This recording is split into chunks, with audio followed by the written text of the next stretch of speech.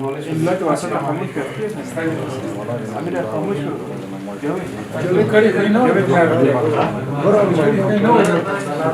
السلام علیکم ورحمت الله وبرکاته.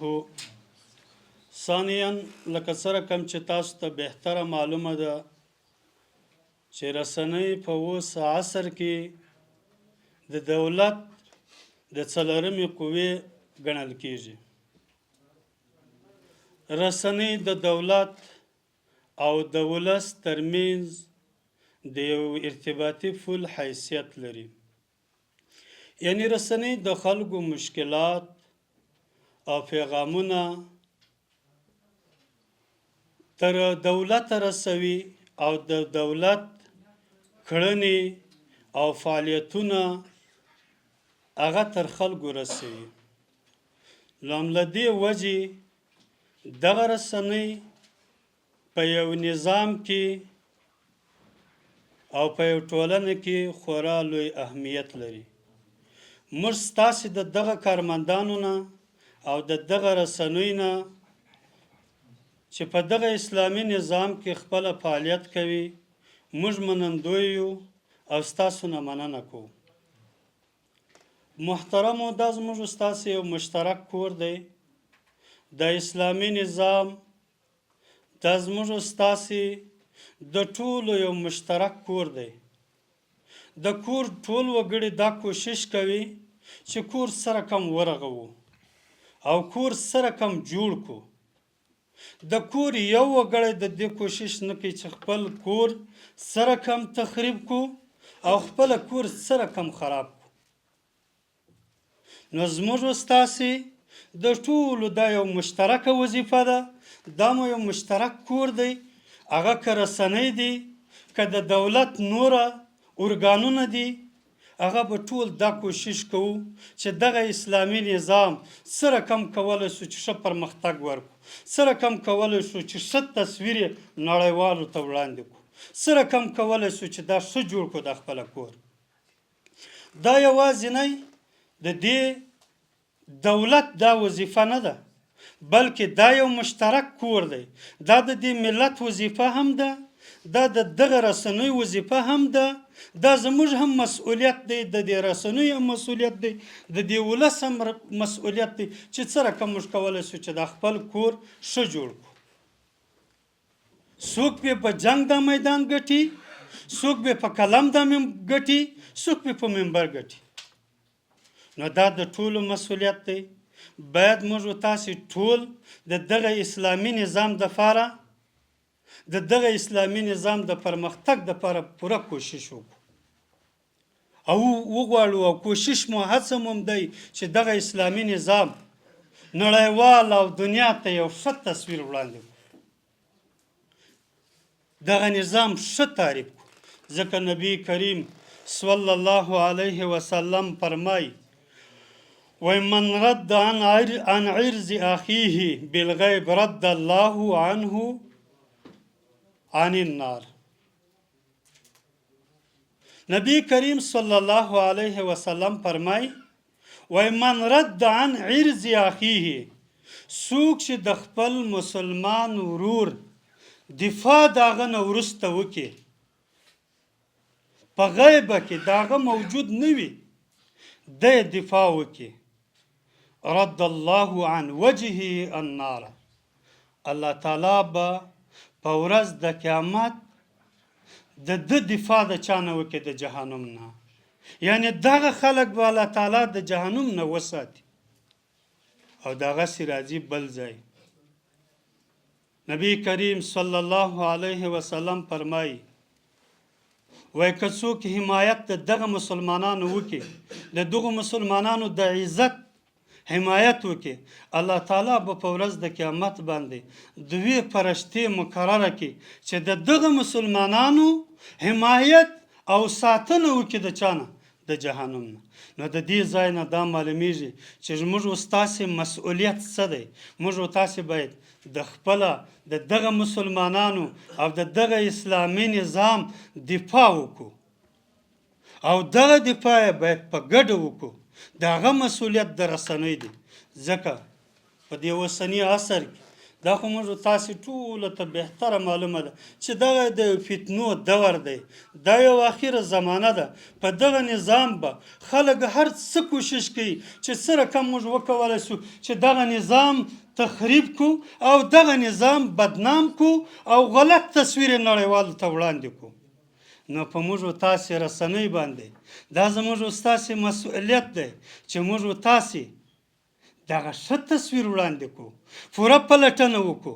دغه رسنۍ دي چې دغه د حکومت د کړنو او د دغو فعالیتونو نه دنیا او نړیوال او خپله ټول خلک خبروي. نو دا د دوی مسؤلیت دی. باید د دغه نظام ملاتړ وکړي، باید د دغه نظام تر شا ودرېږي او دغه نظام ستاسې په خدمت کې، زموږ د کابل امنیه قمنداني ستاسې په خدمت کې، شپه او ورځ د دې ملت په خدمت کې او په عین حال کې د دغه رسنیو په خدمت کې ده. که کوم ځای کې کوم نوع مشکل وي، زموږ سره او زموږ د مسؤلینو او زموږ د منصوبینو سره اړیکه ونیول سي، انشاءالله موږ به په خپله وخت باندې ځان رسوو او ستاسې ساتنه به کوو او ستاسو دفاع به کوو په هر ځای کې. نو ستاسې لپاره او د ټولو مسلمانانو لپاره دا پکار ده چې دغه خپله مشترک کور ښه ورغوي او د دغه کور دفاع په هر میدان کې وکړي. نور موږ څه خبره نه لرو او ستاسې د ټولو نه د دې ټولو رسنیو د فعالیت نه او د دغه ځای د راتګ نه موږ منندوی یو او ستاسو مننه کوو او په عین حال کې ټول ولس ته او دغسې رسنیو ته او ملي تجارانو او سوداګرو بلکې د کابل ټول ولس ته د پوره امنیت ډاډ ورکوو. لله الحمد، امنیت سر تاسري په ټول افغانستان کې امنیت تامین دی، د امنیت ډاډ درکوو. د کابل امنیه قمندانۍ مشرتابه او ټول پرسونل په جدیت او قطعیت سره د یو امن، منظم او مسؤل کابل لپاره شپه او ورځ خپلې هڅې جاري ساتلې. نن ورځ الحمدلله د کابل ښار ټول حوزات او د ولسوالیو امنیه قمندانۍ قطعات او جستمونه د نظم چمتووالي او قطعیت څرګند مثالونه دي. د کابل پولیس د ډیرو هغو هڅو مخنیوي کې بریالي شوي چې د کابل ښار امن او نظم ته ګواښ پېښولی شو. سلګونه جنایي مجرمین د قانون منګولو ته سپارلي او ګڼ مفید اقدامات شوي. د رسنیو قدرمنو همکارانو که د بشپړ او مطلق امن کابل ادعا ونه کړو، خو د پخوا په تناسب د یو لا منظم او امن کابل ادعا به مو د ولس تایید د ځان سره ولري. مهمه او محوري لاسته راوړنه چې د دوامداره پیلو امید هیله لرلی شو، هغه د کابل ښاریانو او پولیسو ترمنځ د همکارۍ او اعتماد د یووالي تعامل رامنځته کېدل دي. الحمدلله هغسې چې ښایي د پولیس او ولس ترمنځ همکاري د پخوا په تناسب څو برابره غوره شوي. نن چې کومې لاسته راوړنې تاسو حضور ته وړاندې کوم، دا د همدې دوه اړخونو ترمنځ د اعتماد محیط رامنځته کېدو پایله ده. ستونزې او پیښې به لا هم موجودې وي، خو د کابل امنیه قمندانۍ تاسو ته ډاډ درکوي چې موږ د خپلو هڅو او قطعیت په دوام سره د یو بشپړ امن کابل له عملي ادعا څخه ډیر لرې نه یو. پولیس او ولس په ګډه د امن او نظم سپاهیان دي. په مختلفو برخو کې د کابل پولیسو د تیرو شپږو میاشتو لاسته راوړنې: د جنایي جرمونو ریاست لاسته راوړنې: دغه ریاست په تیرو شپږو میاشتو کې د کابل د بیلابیلو جرمونو په تړاو 2210 قضیې درلودې او په تړاو یې 2146 تنه نیولي دي. دغه نیول شوي اشخاص د قتل، د موټرو او موټرسایکلونو د غلا، د اموالو او اجناسو د غلا، مساله غله، د شرابو استعمال، فریبکارۍ، د وسلو قاچاق، کسابرۍ او د یو شمېر نورو جرمونو په تور لاس په لاس نیول شوي دي.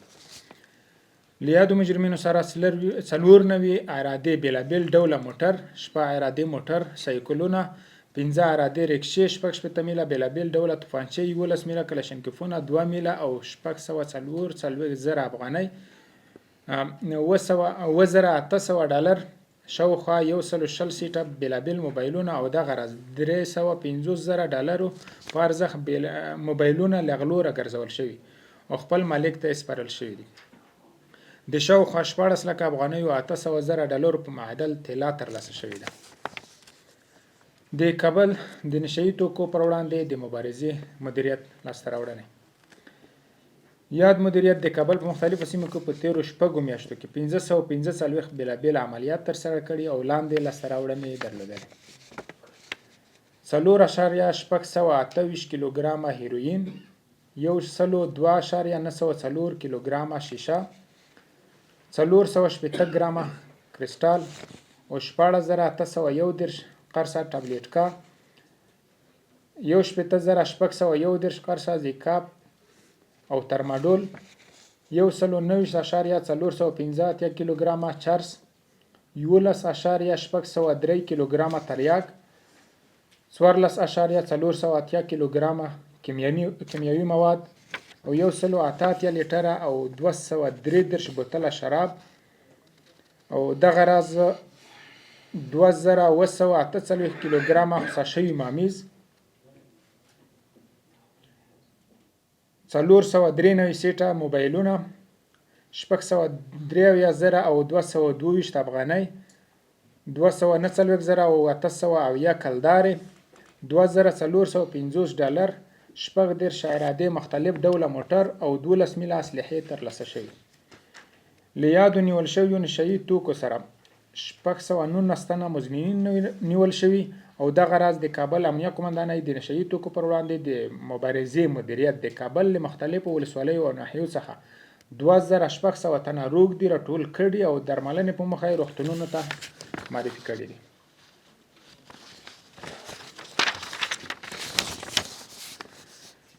د کابل د امنیه قومندانۍ د تعلیمي او تربیې مدیریت لاسته راوړنې: دغه مدیریت 258 تنو امنیتي ځواکونو ته د روغتیا ظرفیت لوړونې، کمپیوټر، اداره، بشري حقوقو او ځینو نورو برخو کې په مختلفو کورسونو کې 1 میاشتنۍ، 2 میاشتنۍ او 3 میاشتنۍ زده کړې ورکړل شوي. د یادو اشخاصو له ډلې 483 تنه افسران، 140 تنه ساتنمنان او 158 تنه ساتونکي شامل دي. د امنیه قومندانۍ د تعلیم او تربیې مدیریت په 19 ګونو حوزو ولسوالیو ځانګړو قطاعاتو کې 1242 تنه د بېسواده امنیتي ځواکونو تثبیت او عملاً په 40 ټولګیو کې په زده کړو بوخت کړي او دغه راز یادو ځواکونو ته 1090 جلده د سواد زده کړو کتابونه، 1144 جلده کتابچې، قلمونه، پنسلونه او نور د اړتیا وړ کارتاسیا برابره شوې ده. د کابل امنیه قومندانۍ د تروریزم ضد مدیریت لاسته راوړنې: دغه امریت په یاده موده کې د یو لړ کشفي او اپراتیفي عملیاتو په لړ کې د بېلابېلو تروریستي قضیو په تړاو 43 تنه مزمنین نیول شوي دي او اړوند ارګانونو ته سپارل شوي دي. له نیول شویو کسانو سره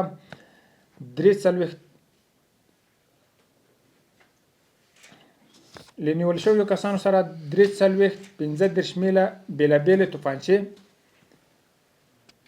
او 12 میله بېلابېل ډوله کلشینکوفونه، 1040 فیره بېلابېلې د درنو وسلو زاړې مرمۍ او سرګلولې، 12552 فیره د پیکا کلشینکوف توپانچې او د کاربین فعاله او غیر فعاله مرمۍ، 10 حلقې بېلابېل ماینونه، 190 کیلوګرامه انفجاري توکي، 40 کړۍ لاسي بمونه او 1 میل ګیس، 15 پایه مخابرې، 1 کنټینر، 2 بنډله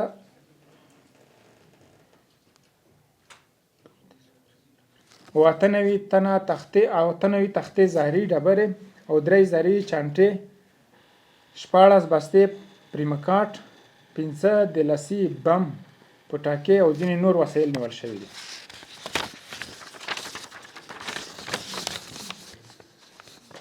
د کابل امنیه قومندانۍ د پولیسو د 100 شمېرې امریت لاسته راوړنې: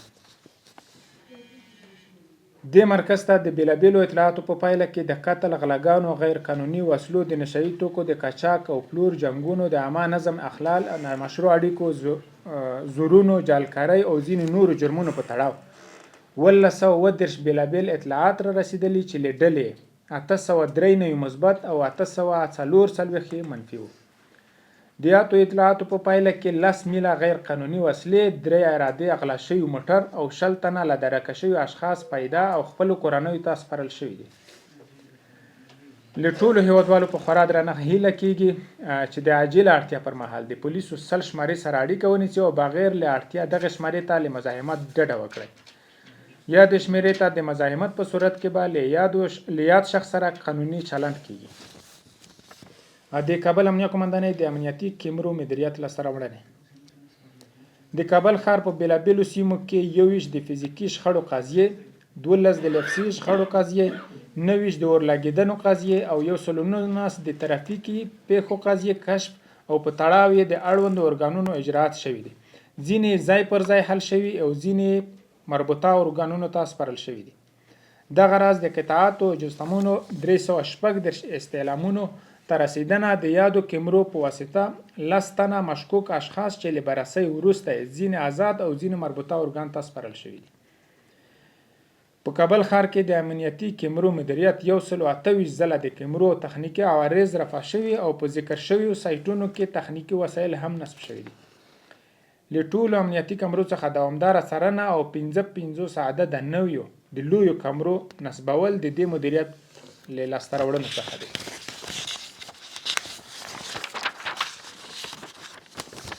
د کابل امنیه قومندانۍ دروازو کنډک لاسته راوړنې: د دې کې تیز واکونو د قتل، غلاګانو، نشهیي توکو او ځینې نورو جرمونو په تړاو 50 قضیې لرلې چې په تړاو یې 80 تنه نیول شوي او دوسیې تر څېړنې وروسته اړوندو ارګانونو ته سپارل شوي.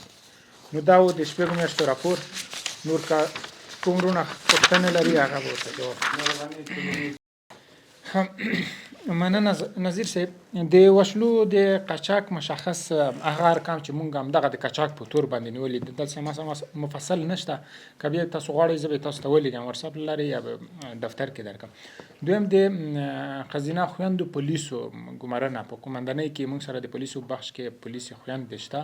هغه ځایونه چې مناسب دي چې چېرته هم د دوی تلاشۍ ته ضرورت دی، د دوی فعالیت ته ضرورت دی، په هغې ځایونو کې مونږ سره په دندې بوختې دي او کار کوي، هېڅ ممنوعات نشته. نو د پولیسو شمیر په عموم کې مونږ نسو رسنیز کولی چې ځکه دا د امنیت لحاظه مونږ دپاره ښه نه دي. نو مونږ ویلی شو چې په کافي اندازه چې څومره ورته ضرورت دی هغه زنانه پولیسي خویندې مونږ سره موجودې دي. مننه حضران محترم، تاسو ته معاون صاحب ته د مجلس ګډونوالو ته سلامونه او درنښت. نورالله زازی د پژواک خبري اژانس خبریال. زغران محترم، تاسو د جنایي جرمونو هغه آمار وړاندې کړي چې هغې کې هم قتل قضیې هم شامل وي، خو دا هم په ډاګه نه کړه چې هغه هېوادوال چې د دقت وژل شوي د شمېر یې څومره دی، هغوی شمېر وړاندې کړي. ضمن کې زغران محترم د ستاسو په ګډون امنیتي مسؤلین په وار ور د کابل ښاریانو ته د امنیت تامینولو ډاډ ورکړی دی، خو هېوادوال نیوکې کوي چې کله سهار شي یعنې ځمکه رڼا واخلي د کابل ښار کې غله ډېر زړور ګرځي، حتی خلک لوڅوي، که پیسې ترې اخلي، موبایلونه ترې اخلي. یو ستونزه دغه دی. بله ستونزه حضرات په دغه ده چې په موټرو کې د وړو موټرو کې کورلا هغه کیسه غلي زیاته شوي په دې اواخرو کې. نو په دې تړاو به ستاسو اقدامات څه وي؟ او ضمن کې هغه خلک لا هم کسان چې لا هم د دې پلان لري چې په جرمونو لاس پورې کړي، ستاسو به خبرداری ورته څه وي؟ مننه. مننه علامه ژوندي لره، خوشحاله اوسئ. دا د مشخص د قتل ارقام مونږ هلته لیکلي وو، خو نه پوهېږم اوس ترې وتلي دي د هغه کې، خو بیا هم زه به تاسو ته وروسته شریک کړم، تاسو ته به یې ولیږم. دویم، کابل تقریبا 8 میلیونه نفوس لري. زمونږ د یوې حوزې په مربوطاتو کې تقریبا تر 18 لکو پورې نفوس هم موجود دی. طبعا دلته به جرمي پیښې کېږي، ځینې کړۍ به وي چې هغه به دلته ولس ځوروي، ربړوي به یې، خو لا هم دا په هغه سطحه کې نه دي چې مونږ دې ووایو چې دا د کابل یعنې نظم ته یا هغه ته تهدید دی، امنیت ته. دغه لاسته راوړنې چې مونږ اوس شریکې کړلې د تېرو شپږو میاشتو چې تقریبا 2000 څو کسان نیول شوي وو، دا همدغه مجرمینو چې دلته ولس ځورولو. په دې کې البته خپل منځي جنګ جګړو کسان هم ښکېل دي، موجود په دې کې شامل دي. نو مونږ ولس ته ډاډ ورکوو چې هغه مجرمین چې چېرته هم زمونږ سترګو ته برابر شوي دي، مونږ کشف کړي دي، زمونږ امنیتي ځواکونو ډېر پر وخت دوی ته ځانونه ور رسولي دي، نیولي دي او د قانون منګولو ته یې سپارلي دي. بعدي اجراات د محکمې کار دی چې دوی ته څه ډول جزا ورکوي، کله یې خلاصوي، څه پې کوي، هغه مونږ پورې اړوند نه دی. اما زمونږ پولیسو دا مسؤلیت ادا کړی دی چې مجرم ته لاسونه ور رسېدلي دي، نیولی دی او قانون ته یې سپارلی دی. من محمد اسلام بیانوش هستم، خبرنگار تلویزیون تمدن. شما گفتین که شمار از افراد در رابطه با رویدادهای تروریستی در کابل بازداشت شده. مربوط کدام گروه است، داعش است یا گروه های دیگر و در کمتر از یک ماه گذشته ما 2 رویداد تروریستی در غرب کابل داشتیم که داعش مسئولیتش را به عهده گرفته. اقدامات قماندانی امنیت کابل چی بوده؟ آیا داعش هنوز هم در کابل وجود داره مخفیگاه‌هایش که چون عملیات‌هایی را انجام میده؟ در رابطه اگر مننه علامه ژوندي له توریستانو کې خو شامل اکثریت هغه کسان دي چې دلته ولس نه حقه ځوروي او غواړي چې دغه د کابل امن چې اوس رامنځته شوی دی دغه بې نظمه کړي یا بې امنه کړي. ویلی شو چې داعش ډله کې دغه کسان شامل وو، دمه نیولي دي. موږ تاسو لومړۍ ورځ په پرتله اوس د امنیت ډاډ ډېر درکولی شي د کابل. تاسو که لومړۍ کې دلته حالات لیدلي وي تر ډېره حده سم نه و، خو دا زموږ د امنیتي ځواکونو یوه لویه کارنامه ورته ویلی شو چې هغه مجرمین چې دلته ولس ځوروه یا د عامو خلکو په ځایونو کې انفجارونه کول، د سړک پر سر یا درونو کې یو ګډوډي رامنځته کول، اکثریت ونیول شول او مربوطه ارګانونو ته وسپارل شول. د افرادو په شکل کې به لا هم بعضې ځایونو کې موجود وي، خو موږ ډاډ ورکوو چې هغه مجرمین به هم موږ نیسو او د قانون منګولو ته سپارو. په دې تړاو زموږ او د ولس تر مابین همکاري ډېره مهمه ده. ولس چې چېرته هم باید مجرم ویني یا داسې اشخاص ویني چې هغه هیواد ته یا نظم ته توان پېښوي، باید زموږ امنیتي مربوطه حوزه په جریان کې واچوي. که چېرته هم مربوطې حوزې اجراعات نه کول یا د دوی خبره نه اورېدله، د دوی پر مخ د قمندانۍ دروازه خلاصه ده، قمندانۍ ته هم رجوع کولی شي. زموږ امنیتي ځواکونه د همدغه ولس خدمتګاران دي چې د دوی امنیت وساتي، د دوی نظم وساتي. مهرباني دې خوا نه څوک پوښتنه کوي؟ مهرباني پوښتنه کوي؟ حاضر یو تاسو ځواب. بس ډېره مننه، نورو پوښتنې به نه وي. الحمدلله کابل کې که څه امن دی.